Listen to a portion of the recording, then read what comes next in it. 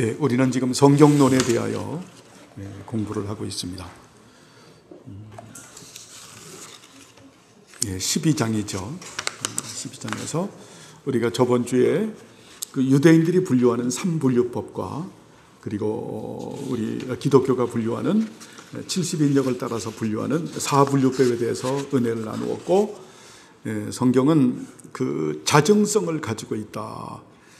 92페이지 그 위에 부분을 우리가 은혜를 나누었죠. 그죠? 자, 91페이지 마지막부터 같이 한번 이 부분은 중요하니까 같이 한번 한 목소리로 읽을 수 있도록 하겠습니다. 자, 어떻게 이 책들이 하나님의 말씀인지 알 수 있겠는가? 자, 같이 읽읍시다. 다음과 같은 것들을 같이 시작. 다음과 같은 것들을 생각함으로 알 수 있다. 첫째로 모든 다른 기록들은 세속적이고 더 나아가서 그 책들에서 고룩한 것을 뽑아낼지라도 그 고룩은 불완전하고 결점투성인데 비해서 위에 나열한 책들은 그 자체로 그리고 그 자체에 의해서 완전히 거룩하다. 둘째로 그 책들에 있는 구원에 이르는 교훈은 완벽하게 유익하다. 그리고 다른 모든 책들은 구원에 대해 전적으로 무익하고 그 책들 안에서 그 이상 어떤 것도 뽑아내지 못한다. 셋째로 여러 기록자들의 인격의 상위성, 그리고 그것들이 기록되어 기록 장소, 기록 시간, 그리고 다루는 문제의 상위성에도 불구하고 이 책에는 완전한 일치와 화합이 있다. 넷째로 그 책들에는 사람의 마음을 악으로부터 덕으로 향하게 하는 놀라운 능력이 있다. 다섯째로 그 문체가 아주 평이하고 용이하면서 그 안에 위대한 장엄함과 권위가 빛나고 있다. 여섯째로 이 책의 저자들에게는 빛나는 단순성이 있다. 그 저자들은 그들의 친구들의 수고나 자신들의 수고를 아끼지 않았고 가장 자유롭게 공평하게 다른 것과 마찬가지로 그들 자신의 오류와 약점을 기록하였다. 마지막으로 하나님의 자녀들의 마음 안에서 역사하시는 하나님의 영이 성경들이 하나님의 말씀이라는 것을 보증하신다. 참 잘 기록했죠. 그죠? 첫 번째로 자증성을 말씀했고, 두 번째는 구원성에 대해서, 세 번째는 일체성과 통일성에 대해서, 네 번째는 정말 그 열심 있는 친백성이 되게 하는, 그리고 다섯째는 아주 평이하고 용이하면서 장엄함과 권위가 빛나고 있다. 이 문학성도 말씀을 하죠. 여섯째는 빛나는 단순성을 가지고 있고, 마지막 일곱 번째는 성령께서 조명한다. 여기까지 우리가 보고 밑에 있는데 그 부분은 조금 이따 좀 보기로 하고요. 우리가 자, 성경은 구약은 몇 권으로 됐다고요? 39권. 신약은 3, 9, 27이라니까 27권으로 돼 있죠. 그죠? 이 구약은 어때요? 구약이 정경에 대하여 의심하는 사람들이 없죠. 그죠?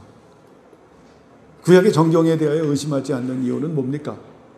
신약에 살고 있는 사도들과 그리고 어때요? 예수님이 인정하셨기 때문에 아주 단순한 겁니다. 그래서 구약은 하나님 말씀이에요.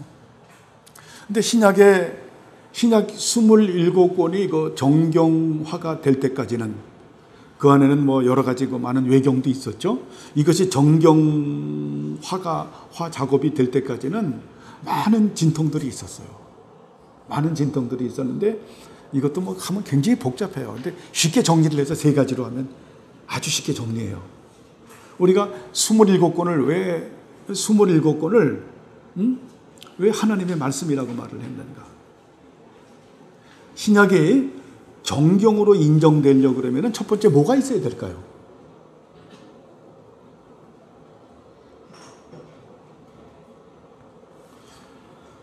하나님으로부터 보내심을 받은 사람들이 누굽니까? 12제자 사도죠. 이 성경은 신약 성경이 정경으로 받으려면 사도성이 있어야 돼요. 맞죠? 그죠? 사도성이 있어야 되고, 그러면 이 사도들은 어때요? 지금 성경은 삼위일체 하나님과 예수 그리스도에 대한 책이기 때문에 어때요? 그리스도 중심이 돼야 되죠. 두 번째가 그리스도 중심이 된다. 세 번째는 뭘까요? 교회성이죠. 교회에서 읽고 듣고 가르쳤던 말씀이 하나님의 말씀이 되는 거죠. 이 세 가지예요. 그래서 첫 번째는 사도성이 있다. 두 번째는 그리스도 중심이다. 세 번째는 어때요? 교회가 채택해서 쓰고 있었다. 아주 간단하면서도 핵심이에요.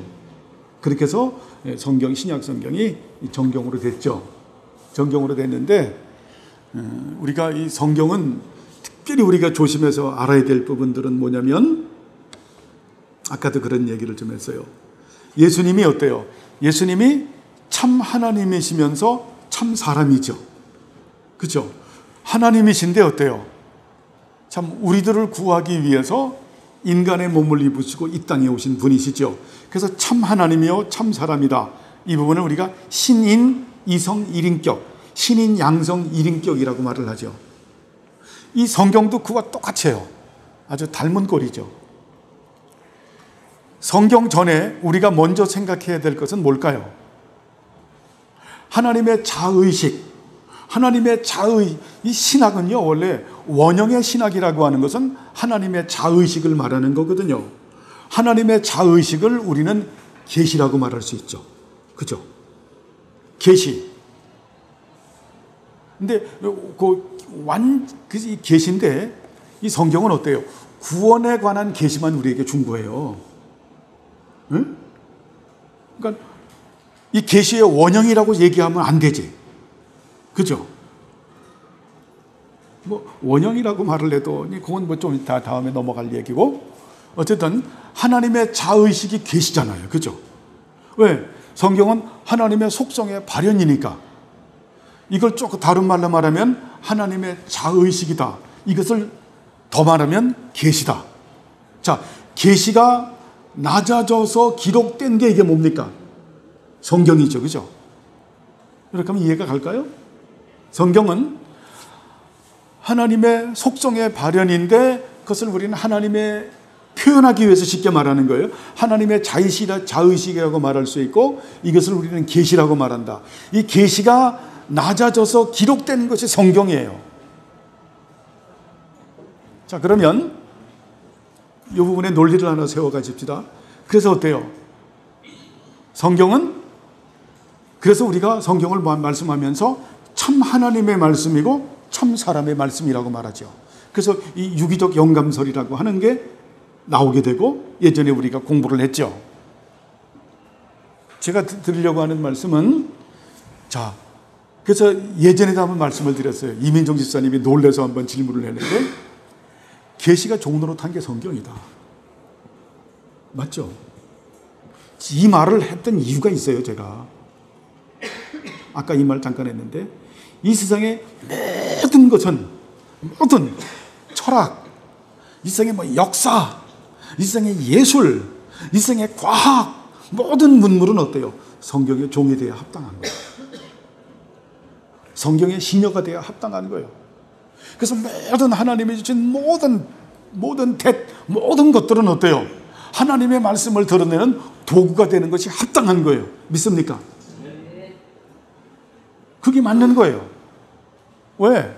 하나님의 계시가, 하나님께서 낮아지셔서 성경을 기록했는데, 하나님도 어때요? 쉽게 보면 성경을 우리에게 주시기 위해서 당신 스스로 종로로 타셨는데, 예수님께서, 하나님이신 예수님께서 인간이 되셔서 이 땅에 오셨는데, 그래서 우리에게 구원을 주셨는데, 그렇죠? 여러분, 저는 저거를 할 때마다 가슴이 철렁한 게 있어요. 예수님께서 참 이 땅에 오셔서, 왕이신 그분께서 이 땅에 오셔서 종로로 됐다라는 게 너무 가슴이 철렁한 거예요. 예수님에 대해서 우리가 인자라고 하는 표현을 쓰죠. 그죠? 구약에서 다니엘서도 인자라고 하는 표현을 써요. 이 인자라고 하는, 사람의 아들이라고 하는 이 말은 보통 사람, 연약한 사람을 보고 쓰는 얘기예요. 우리가 인자하게 되면 어때? 사람의 아들. 옛날에 보통 사람입니다 하면 누굽니까? 노태우 대통령께서 그렇게 옛날에 말씀을 했는데, 보통 사람, 연약한 사람이라고 하는 것이 바로, 그것이 바로 뭐냐면 인자예요. 근데 그것을 예수님에게 쓸 때는 보통 사람, 연약한 사람이라고 하는 것이 예수님에게는 적용을 안 하는 거예요. 왜냐하면 예수님이 어때요? 신성과 인성을 가지고 계시지만 예수님의 인성은 우리와 같은 사람이 되셨지만 우리의 인성하고는 비교가 안 되는 인생이죠. 우리 죄 많은 우리 인성하고 예수님의 그 무음한 인성하고는 전혀 다른 거예요, 여러분. 우리를 대신해서 인간의 혈과 육을 취하시고 이 땅에 오셔서 예수님이 인성이라고 똑같이 인성이에요. 그런데 우리의 인성하고는 전혀 차원이 다르다. 하나님께서 인성을 입으셨다라고 하는 것은 완전한 인성을 말하는 거예요. 죄 없는 인성. 예수님의 신분은 어때요? 하늘과 땅의 모든 권세를, 그 예수님에게 인자라고 하는 단어를 쓸 때는 하늘과 땅의 모든 권세를 가지신 만왕의 왕이요 만주의 주가, 다니엘에서 말하는 인자는 바로 그런 인자예요. 또 인자는 또 하나 쓰죠. 신인 이성 1인격을 갖고 계신 분. 그 말은 뭐예요? 하나님이시라는 거예요. 하나님 아들이라는 거예요. 근데 그분께서 이 땅에 오셔서 무엇으로 사셨어요? 그래서 예수님에게 우리가 이름을 붙일 때는 인자라고 하는 그 단어는 어때요? 예수님은 하늘과 땅의 모든 권세를 가지신 만왕의 왕이요 만주의 주이시다. 그러면서 그분은 신인 이성 1인격을 가지고 계신 분이시다. 그래서 예수님은 인자라는 표현을 쓰고 그 다음에 쓰는 표현이 뭡니까? 이사야가 여호와의 종. 이야. 극단도 그런 극단이 없어요. 예수님께서 정말 종으로 사셨죠. 태어날 때부터 마구간에서 태어나셔서 하늘과 땅의 모든 권세를 가지신 만왕의 왕이요 만주의 천지의 대주제로서 능력을 행하고 나서 어때요? 그거를 드러내지 않기 위해서 얘기하지 마라. 절대 어디서 얘기하지 마라. 얘기하지 않아도 어때요? 막 그냥 수많은 그 인산인해 구름대처럼 왕인 줄 알고 몰려오니까 예수님께서 당신의 신분을 갖다가 노골적으로 딱 말했으면 어때요? 예수님 십자가에 못 박을 자가 아무도 없죠. 이 세상에. 그건 어때요? 예수님을 십자가에 못 박는다는 자체가 대역죄인이 되기 때문에 하나님 앞에서 그걸 예수님께서 참 총으로 그렇게 사신 예수님, 그렇게 낮아지셔서 사신 예수님, 바로 계시가 그와 같은 의미를 가지고 있다는 거예요. 그래서 우리들은 이 성경론을 공부하면서 이 계시에 대한, 지금 성경론이니까 문맥상 우리가 성경을 소중하게 여기는. 그래서 예수님께서 하나님의 나라에 대하여 그 비유를 할 때도 어때요? 진주와 보물의 비유를 말하면서 이것이 이 세상에서 가장 가치 있고 소중한 것이다. 믿습니까? 이거보다 귀중한 것이 없다. 그렇게 알아야 되는 그런 내용이고, 이제 앞으로 여기 나올 것을 위해서 또 한 가지 말씀을 하면, 성경은 어때요? 영감된 하나님의 말씀이죠. 그죠? 그래서 영감됐는데 우리가 옛날에 공부했지만 유기적으로 영감된 거죠. 유기적. 기계적으로 된 게 아니죠. 그죠? 하나님께서 모세를 태어나게 하셔서 모세를 이집트의 왕자로 만들어서 얼마나 거기서 학문을 많이 했겠어요. 그죠? 애굽의 그때 그 뭐 수사학이나 그때 뭐 수학이나 이런 자연과학은 그 당시 세 세계를 지배할 정도의 그런 학문을 공부를 40년 동안 시켰다가 또 광야로 보내서 하나님께서 또 과외 공부시키고, 그렇게 해서 어때요? 출애굽을 시키면서 그러면서 기록된 말씀이잖아요. 그러니까 모세를 태어나게 하셨고 모세를 훈련시키셨고, 그래서 모세를 가지고 기록하게 한. 모세는 그동안 했던 것을 오랄 트레디션, 구전으로 들었던 거 여러 가지 문헌들을 정말 다 종합을 하면서 성령의 조명 가운데서 썼던 것이 토라죠. 그죠? 우리가 그 사도 바울의 그 바울의 말씀도 그 바울이 쓴 글도 마찬가지고 예수님의 제자가 쓴 것도 마찬가지죠. 그래서 성경은 영감된 책이죠. 영감이 쓴 책이 아니라 그렇죠? 성령의 조명으로 영감된 책이죠. 성령의 조명은 좀 이따 말하고 영감된 책이에요. 아까 말했죠. 구약이 하나님 말씀이에요. 신약이 하나님 말씀이에요. 영감된 책이에요. 그러면서도 성경은 또 어때요? 성령의 조명이 있는 책이죠. 이렇게 우리는 분리를 하면서도 어때요? 절대 구분을 하면서도 분리시키면 안 되죠. 이거를 갖다가 왜 제가 구분해야 되냐면 이걸 구분하지 못하신 분이 칼바르트거든요. 아주 뭉뚱그리고 넘어갔어요. 영감과 그런 조명을 뭉뚱그리고 넘어가요. 그래서 나중에 성경을 보면서 어때? 성령의 감동이 없이 깨달음이 없으면 하나님 말씀 아니다로 나오는 거예요. 아니죠. 내가 깨닫지 못하는 것이지. 내가 깨닫지 못해도 성경 66권은 어때요? 아까 말했던 자증성을 가지고 있죠. 일체성, 통일성, 완전성, 불변성, 영원성을 가지고 있잖아요. 우리가 이 부분을 잘 알아야 된다. 성경 66권은 무조건 영감된 책이다. 그런데 영감된 책인데 이것은 성령의 조명으로만 깨달을 수 있는 것이다. 이렇게 구분을 하지만 이것은 또 분리시켜서는 안 되는 책이다. 아시겠죠? 이게 분리되면 아주 이상한 거예요. 응? 그래서 레마해서 이 말씀이 나에게 부닥쳐야 하나님의 말씀이, 이게 굉장히 신비적인 거죠. 그런 부분 없는 거예요. 그래서 그런 부분들을 우리는 상당히 경계한다.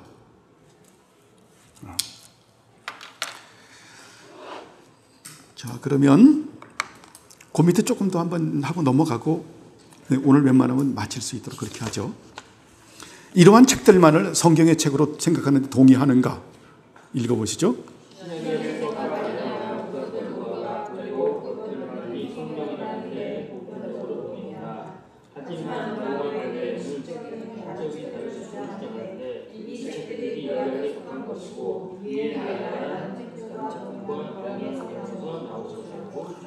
예, 아까 말했던 외경들 같은 경우에는 쉽게 말하면 여러분 그렇게 생각하면 문학 작품으로 생각하면 돼요. 근데 거기에는 이제 그거를 왜 정경으로 하지 않았냐면 사도성이 없고 그리스도 중심이 아니고 교회에서 쓰지를 않았어요. 그 당시에 어찌 보면 경건서적과 같은 그런 부분들을 가지고 있죠. 그런데도 이제 외경 같은 경우는 우리가 배경을 공부하고 성경 해석을 할 때 조금 참조해 나가는 그런 경우들이 있는데 여러분 그냥 그렇게만 알고 있고, 그래서 우리가 사분류법을 하는 우리들 성경에는 외경이 없는데, 근데 그 천주교 로만 캐톨릭에서 쓰는 데는 외경들이 다 있어요. 그런 부분들을 알고, 근데 그냥 봐도 되고 안 봐도 되는데 별 유익은 없어요. 있는 성경도 보기 힘든데 그것까지 봐서 공부한다라는 게 좀 그렇죠. 자, 다음에 근데 분명한 거는 또 뭐냐면 그 성경을 해석하는데 도움이 되는 부분들이 있기도 있어요. 저도 이번에 요한계시록을 할 때는 참조했던 부분들이 있었기 때문에 그렇게 말씀드리는데 우리 성도님들에게는 참 그게 구분하는 게 쉽지 않아요. 그래서 그냥 교양적으로만 제가 기독교 교양적으로만 드리는 말씀입니다. 다음의 문, 어떤 근거에서 이러한 그들의 오류가 폐지될 수 있는가?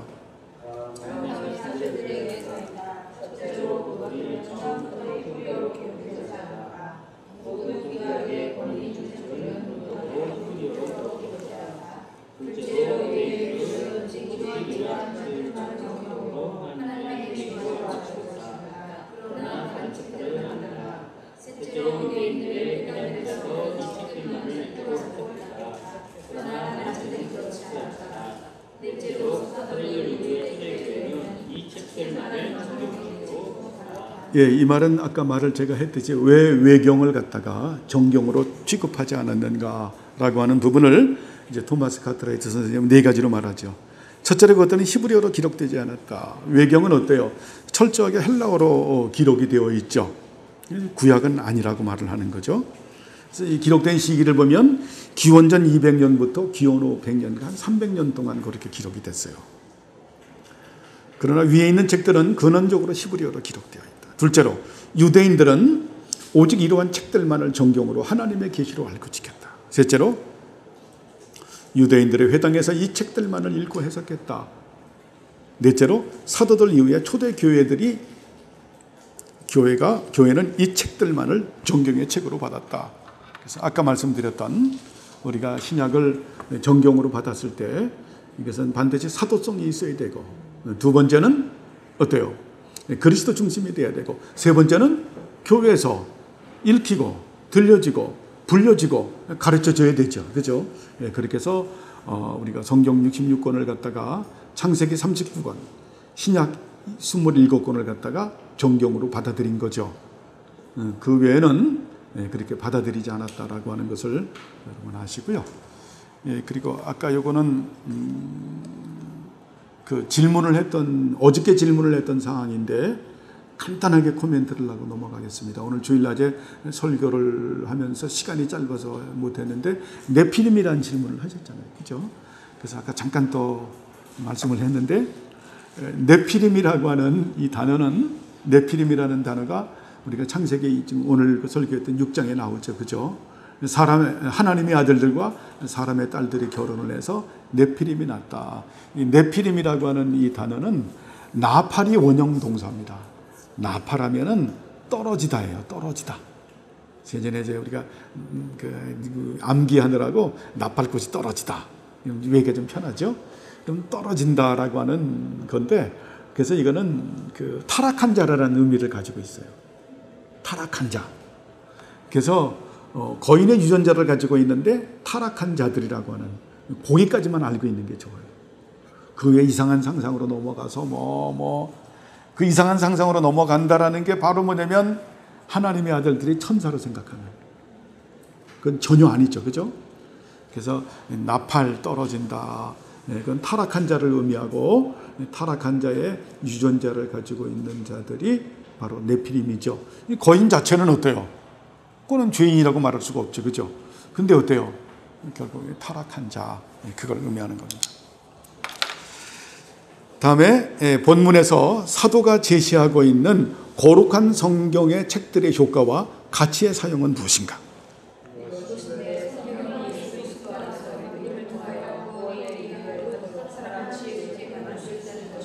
그렇죠. 디모데후서 3장 16절 보면 모든 성경은 하나님의 감동으로 교훈과 책망과 의로 교육하기에 유익하고 하나님의 사람으로 온전케 한다라는 그런 말씀이 있죠. 그죠? 그래서 어때요? 성경은 구원에 이르는, 예수 그리스도를 믿음으로 말미암아서 구원에 이르는 하나님의 사람이 되고 하나님께 쓰임 받을 수 있는 그런 열심 있는 그 하나님의 백성이 될 수 있도록 그렇게 주시는 우리에게 은혜의 방편이죠. 그죠? 은혜의 방편이죠. 이 부분이 또 상당히 중요하죠. 그죠? 자, 그러면 이것이 어떻게 증명이 되는가? 첫째로 하나님께서 성경에 저자이시기 때문이다. 하나님은 그분의 지혜로 인하여 그렇게 하실 수 있으시고 하나님의 교회나 그분의 사랑으로 인하여 그들을 영원한 생명으로 충분하고 완벽하게 인도할 수 있는 그러한 법을 이루게 오셨다. 둘째로 성경은 모든 천대들을 가르치는 것과 어휘를 논박하는 것, 사적이고 공적인 모든 문제점을 다루는 것, 철저하게 의의를 표현하고 사람을 인도하는 것에 유익하기 때문이다. 셋째로 말씀하신 사용자가 그가 통하여 우리의 모든 의무를 철저하고 완전하게 이행한다고 말하기 때문이다. 아멘. 이거 굉장히 중요하죠.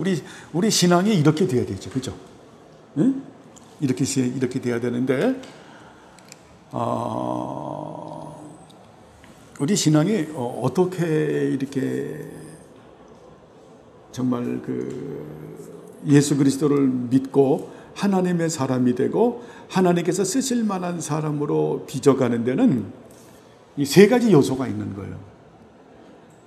이거를 여러분에게 조금 적용하면, 헬만 바빙크라고 하는 그 선생님이, 헬만 바빙크라고 하는 분은 대단하신 분이에요. 그분이 19세기에 태어났는데 그 태어난 시기가 굉장히 중요한 시기입니다. 예? 굉장히 중요한 그런 세기에 태어나신 분인데, 그분이 그 신학하는 방법과 원리를 그분이 세 가지를 가르쳐요. 세 가지를 가르치는데, 이것은 우리의 그 신앙생활의 방법하고도 똑같아요. 자, 신학과 신앙은 절대 분리돼서는 안 되죠. 자, 구분은 하지만 이해를 돕기 위해서 구분하지만 분리돼서는 안 되는, 굉장히 중요한 거거든요. 예? 신앙도 방법론이 필요한 거예요. 원리와 방법이 필요하죠. 그죠? 그걸 우리가 메소드라고 말하죠. 여러분 이걸 잘 알아야 돼요. 메소드가 필요하다. 우리가 성경은 지금 뭐 지식적인 거 이런 것도 배우지만 이런 걸 배워야 돼요. 우리가 반드시 우리의 신앙이 지금 디모데 3장 16절에서 말하는 우리가 하나님의 사람으로 온전히 쓰임받는 하나님의 사람이 되려고 하면, 우리가 음식을 맛있게 하려고 하면 레시피가 필요하듯이 원리와 방법이 필요하다. 원리와 방법. 그래서 세 가지로 말하는 거예요 지금. 첫째는 뭐냐면 주관적 방법이 필요해요.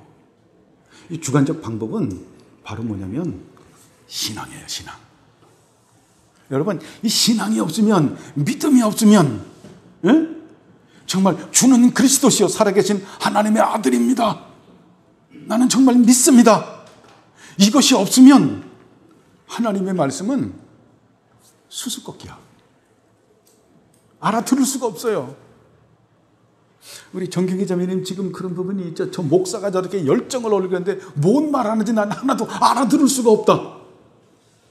신앙이 없으면, 이 피드라고 하는 믿음이 없으면 하나님의 말씀은 수수께끼 같아. 알아들을 수가 없어. 도대체 저게 무슨 소리를 하는 거야. 둘째는 죄송하지만 그 말씀이 내게 걸림돌이 되는 거야. 내가 그 말씀으로 걸러 넘어져. 뭐야, 저 목사가 오늘 설교하는데 그럼 내가 뭐 지옥 간다고? 노아의 홍수 때 나는 그럼 거기서 물로 빠져 죽는다고?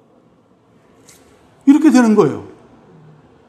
하나님의 말씀이 옳음에도 불구하고, 그래서 이 말씀이 나에게 은혜가 되려면, 정말 구원이 되고 하나님의 사람으로 되려면 첫째가 신앙이 있어야 되는 거예요. 우리 하나님께서 우리 정경희 자매님에게 그런 신앙, 은혜 주실 줄로 믿습니다. 우리 자매님도 믿습니까? 앉아있다라는 자체가 하나님 은혜 주려고 부르신 거예요. 우리 이정순 성도님, 우리 하는 게 어려웠거든. 어려워도 말씀을 재미나게 들으면서 받아요. 그러면서도 목사님 뭔 말인지 모르겠지만은 나는 이 말씀 듣는 것만 해도 기쁜 거예요. 그죠? 얼마나 신앙이 있어서 그런 거예요. 신앙이 있어서. 그래서 우리 어머님에게 우리 각자 주는 은혜가 다 다른 거예요. 이렇게 얘기했는데도 어머님은 거기서 또 걸러서 당신이 받을 만한 것만 성령님께서 거기 맞게끔 또 은혜를 주시는 거예요. 어머님에게 기쁨으로. 신앙이 여러분 있어야 돼요. 그 다음에는, 그러니까 이거는 주관성이죠. 그죠? 주관성이 있어야 되고, 그 다음에 이제 뭐냐면은 이 토마스 카트라이트 선생님 같은 분이 말하는 거는 이제 역사성과 그리고 교회성이 있어야 돼. 역사성과 교회성. 그래서 여기서 아까 92페이지, 93페이지 첫 번째에서 뭐라고 얘기하냐면, 유대인들의 회당에서 이 책들만을 읽고 해석했다. 그러나 다른 책은 그렇지 않았다. 그리고 사도들 이후에 초대교회는 이 책들만을 성경의 책으로 받았다. 이것이 뭘 말하냐면은 바로 그 역사적, 교회적 방법을 말하는 거예요. 두 번째 레시피는, 첫 번째 레시피는 뭐라고? 신앙. 두 번째 레시피는 역사적이고 교회성을 가져야 되는 거예요. 그것이 뭘까? 우리가 공부했던 바로 그죠. 7개의 로지와 초대 교부들의 그 신앙, 초대 교부들의 그 설교와 그 문서를 다 정리한 엑기스가 그게 캐톨릭 신경이에요. 사실은 사도신경, 니케아 신경, 칼케돈, 아타나시우스 신조와 같은 이것이에요. 그리고 세 번째가 어때요? 중세 교부들의 그 설교, 가르침, 논문 이런 걸 전부 다 압축해 온 게 그게 표준 문서예요. 이거를 우리가 성실하게 공부해야 되죠. 그죠? 이것이 어때요? 역사성이고 이것이 교회성이죠. 이 교회가 이렇게 가르쳐 왔잖아요. 우리가 종교개혁을 하면서 로만 캐톨릭으로부터 종교개혁을 하면서 결국 정리된 것이 뭡니까? 참 교회는 그래서 초대교회에 있었던, 우리가 7세기까지 있었던 그 캐톨릭 신경이 정리된 것이고, 그리고 1000년은 없는 거잖아요. 로마 캐톨릭의 1000년은 없는 거고, 종교개혁을 하면서 중세 교부들의 그 신학, 이게 정립이 된 것이 이게 기독교죠. 이게 기독교예요. 이게 역사적 또 교회적 방법이에요. 이걸로 성실하게 배워야죠. 그동안 여러분 제가 마르고 닳도록 말했잖아요. 그죠? 그래서 국가에 관원을 세워서 이렇게 했던 아주 공적인 표준 문서라고 하는, 이것이 어때요? 기독교라고 하는 것을 선포하는 거예요. 이게 기독교죠. 그러고 났는데 어때요? 그러고 났는데 계몽주의가 도래하면서 이것을 안 받기 시작한 거죠. 그리고 이걸 거부하는 자들이 있죠. 그 거부하는 자들이 사실 어때요? 이것이 우리가 맞는 거잖아요. 맞는 거잖아요. 이게 정통이잖아요. 이게 기독교고 우리가 어때요? 우리가 메이저잖아요. 우리가 마이너입니까? 메이저입니까? 우리가 포도나무 원가지입니까? 아니면 잘려진 가지입니까? 우리가 원가지죠. 원가지인 거예요, 우리가. 우리가 기독교예요. 개신교가 바로 이건 거예요. 개신교가. 그런데 이 고백을 받지 않고 웨스트민스터 신앙 고백서부터 벌써 사보이 선언을 하면서 튀어나간 자들이 너무 심각하게 신랄하게 공격하면 심각해지니까 그분들이 나가서 어때요? 지금 교세가 더 커진 거죠. 그들이 지금 메이저가 됐어요. 우리들이 지금 마이너가 된 거예요. 근데 우리 주명교회 성도님들 마이너라고 생각한 적이 있어요? 우리 메이저죠. 우리가 메이저예요.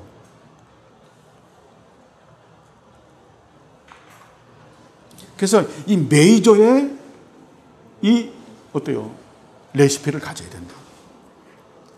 그래야 여러분 신앙이 막 달라져요.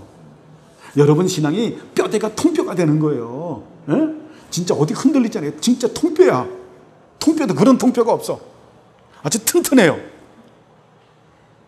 아주 이 인체 해부학으로 말한다면은 아주 이 뼈다귀가요. 이게 7개의 뼈다귀가 그냥 머리부터 그냥 뼈다귀가 아주 7개가 그냥 쫙 섰어. 거기다가 어때요? 그냥 캐톨릭 신경으로 딱 그냥 또 종교개혁들의 신조로 튼튼하게 서 있는 거예요. 네? 그 모든 신학이 하나님 영광을 지향하는. 그래서 이게 객관적인 거예요. 우리는 주관적인 신앙을 가지고 있는데, 그런데 우리는 이 객관적인 이 레시피도 가지고 있다. 그러면서 이 주관적이고 객관적인 이 레시피가 마지막에 어디에 총집결되는 겁니까? 성경 66권 전체 성경, 솔라 스크립툴라 전체 성경에 우리가 집약하는 거예요. 그래서 전체 성경은, 그래서 성경 66권만이 하나님의 말씀이다. 이것만이 영감되고 조명된 하나님의 말씀이다. 이 모든 해석은 그 성경 66권에서 교리가 나왔고, 모든 그 신앙생활의 규칙과 방법은 성경 66권에서 나온 것이다. 이렇게 돼야 되는 거예요. 그러니까 이 세 개의 레시피를 가지고 있으면 기가 막힌 오징어 튀김을 할 수 있다라는 거예요. 기가 막힌 정말 닭갈비를 먹을 수 있고. 야, 여러분 그저 춘천 닭갈비가 제일 맛있는 것 같죠?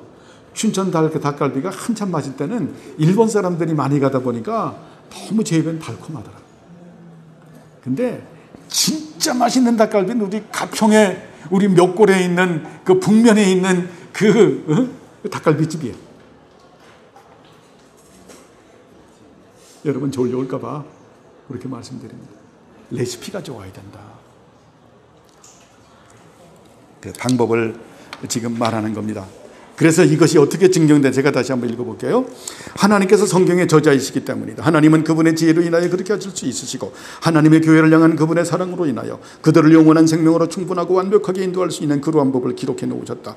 둘째로 성경은 모든 참된 교리를 가르치는 것과 오리를 논박하는 것과 사적이고 공적인 모든 무질서를 바로잡는 것, 철저하게 의의 길 가운데로 사람을 인도하는 것에 유익하기 때문이다. 셋째로 말씀 사역자가 성경을 통하여 목회의 모든 의무들을 철저하고 완전하고 이행한다고 말하기 때문이다. 성경이 우리의 뭐가 된다? 크라이테리어가 된다. 그죠? 그래서 우리들은 절 보세요. 이제 여기까지 하고 이제 결론 짓고 마칠 건데, 우리는 그래서 이 표준 문서의 마지막 그 결정판이라고 말할 수 있는 유스 디비눔, 바른 교리, 바른 예배, 바른 교회법입니다. 우리가 그렇게 하기 때문에 정말 우리의 그 숫자가 적어도 우리 예배에 우리는 어때요? 정말 아버지 하나님, 아들 하나님, 성령 하나님께서 내주하시잖아요. 그죠? 구속의 은혜와 보존의 은혜와 그리고 그 정말 하나님의 보좌에서 흐르는 말씀과 성례와 권징과 기도의 은혜와 그 앞에 유리바다에 있는 그 하나님의 그 체다카와 미슈파트 의와 그리고 보혈의 은총과 거룩과 성결의 은혜가 있잖아요. 그죠? 어느 분이 말을 해요. 개혁교회 10명이 모여서 예배를 드리면 진짜 정동 오르독스 테올로지 개혁교회 10명이 모여서 예배를 드리면 1000명이 예배를 드리는 효과가 있다. 저는 맞다고 생각해요. 바르지 못한 교리를 가지고 4000명이 예배를 드리는데 4명이 예배 드리는 것 같다. 굉장히 의미심장한 얘기예요.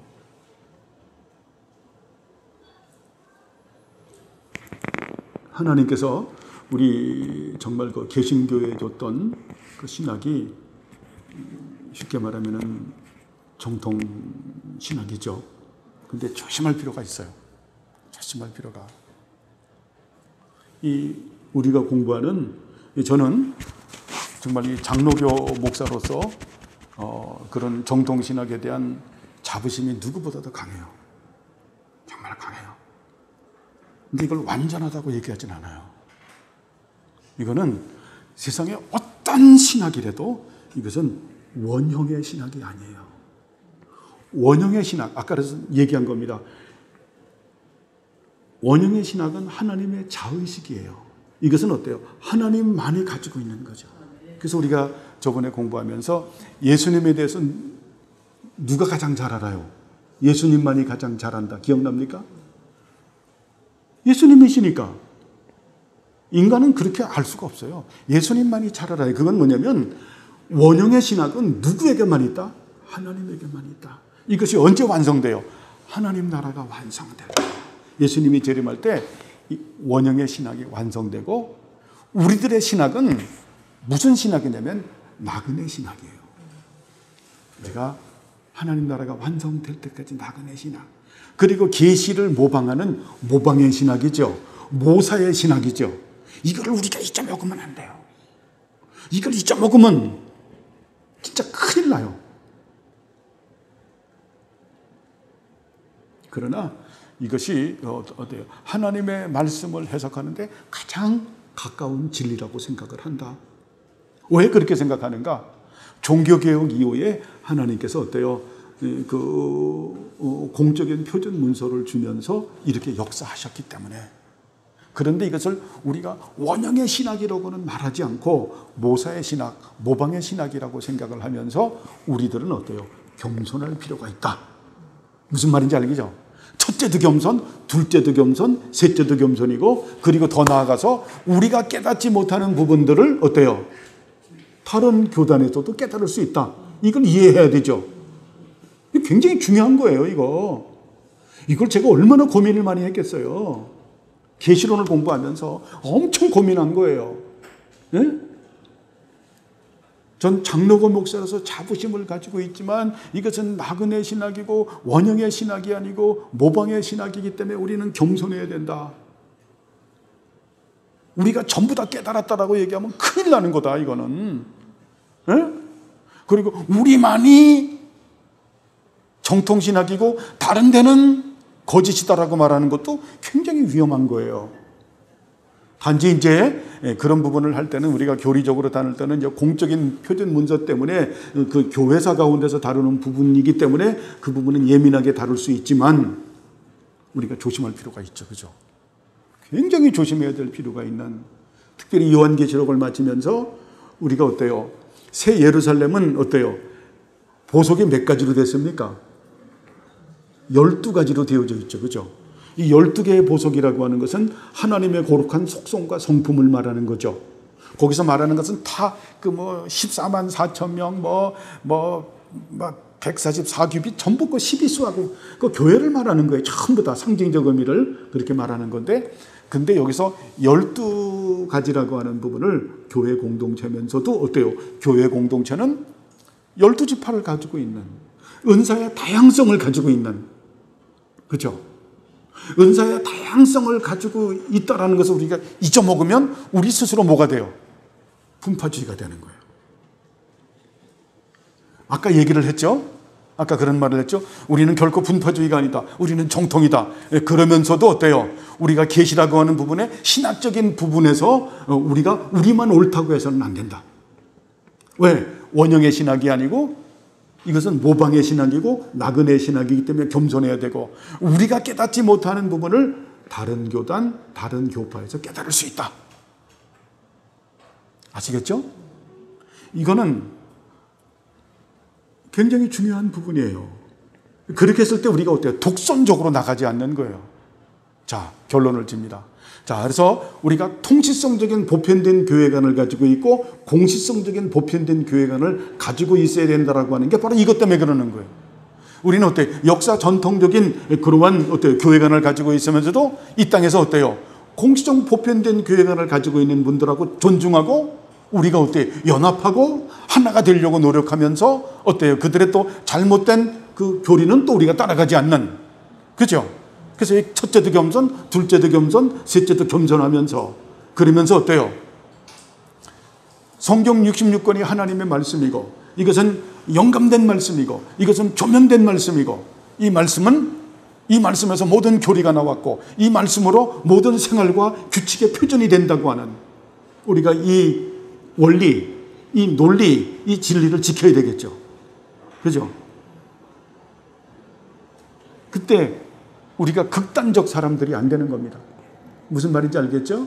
그래서 마치 우리만 알고 있는 것처럼, 우리만 전부 다 가지고 있는 것처럼. 제 그 통합적 친구가 저한테 잘 쓰는, 저랑 논쟁하면 잘 말 쓰는 게 있어요. 아, 형제님, 그 친구랑 형제님이라는 표현을 쓰는데 실습이 지금 다 돼도, 형제님, 유다 지파만 그러면 이스라엘 지파입니까? 아니잖아요. 12지파가 있잖아요. 그죠? 그래서 우리는 이 통일성 위에 다양성을 존중하자. 그죠? 통일성 위에 다양성을 존중하자. 전 요새 그 부분에 은혜를 많이 받아요. 저는 이 통합 측에서 이 우리와 같은 통일성을 갖고 있는 형제들, 교회들을 봐요. 어저께 우리 그 톡에다가 올린 것도 그 우리 합신측 교회가 아니에요. 합신 6회인데 저보다 1회 후배인데 그분이 어때요? 통합측 목사님이에요. 거기서 우리 통일성을 가지고 있으면서 50년 된 교회에서 그렇게 바른 예배를 드리려고 하는, 있다라는 거예요, 여러분. 그래서 우리만이 이렇게 안 하길 바랍니다. 우리의 신학은 무슨 신학이다? 나그네 신학이고, 그리고 모방의 신학이고, 모사의 신학이다. 우리의 신학은 뭐가 아니다? 원형의 신학이 아니다. 제가 이거 굉장히 조심하는 거예요.